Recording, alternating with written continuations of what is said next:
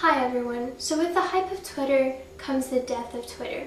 We've got celebrities talking about Twitter. We've got celebrities creating Twitter accounts. We've got CNN talking about Twitter. They've also got a Twitter account. Everybody today is talking about Twitter and joining Twitter. Now, what's on everybody's mind is, will this popularity actually cause the death of Twitter? Because one of their concerns is spammers. Spammers are actually already on Twitter. It can be seen, but with this huge popularity, they might just flock towards Twitter and cause havoc. So what they're doing is they're getting popular hashtags and they're attaching it onto a URL. And what they do is they just flood the Twitter stream. And if somebody's trying to find information about the swine influenza or anything that's popular that's going on, this URL is going to come up and people are going to be misinformed and they're going to click on it. Another thing that they're worried about, also concerning spam, is that, with the tiny URLs, nobody can actually see where that URL is going to take them. It could take them to any sort of site that can be good, bad, but this is definitely a concern and people are worried about it. They're also worried because conferences on Twitter, are actually using Twitter. So people inside the conference can ask questions or talk amongst themselves, and people are actually playing practical jokes now. They're getting a hold of this hashtag and they're putting up jokes or saying vulgar things. To them, they think it's funny, but it's actually interfering with the conference, and it's actually causing people to think, maybe Twitter's not worth it after all.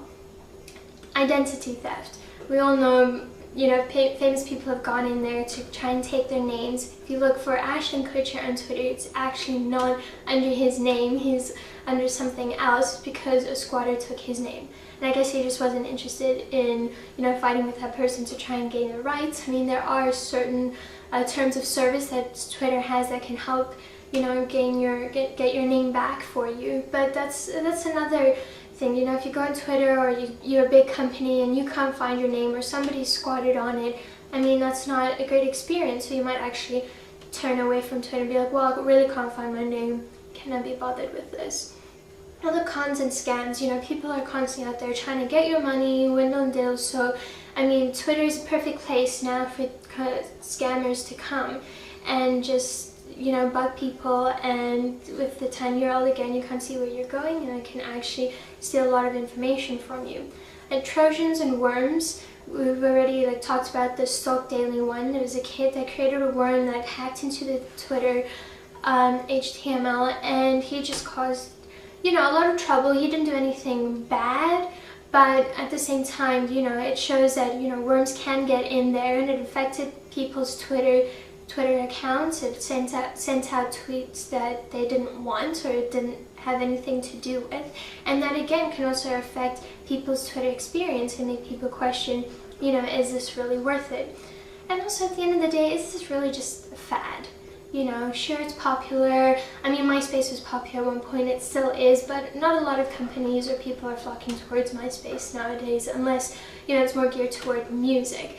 But Twitter, it's a microblogging platform that everybody loves nowadays, and it's questionable whether the above will actually cause people to turn away from Twitter. So definitely interesting.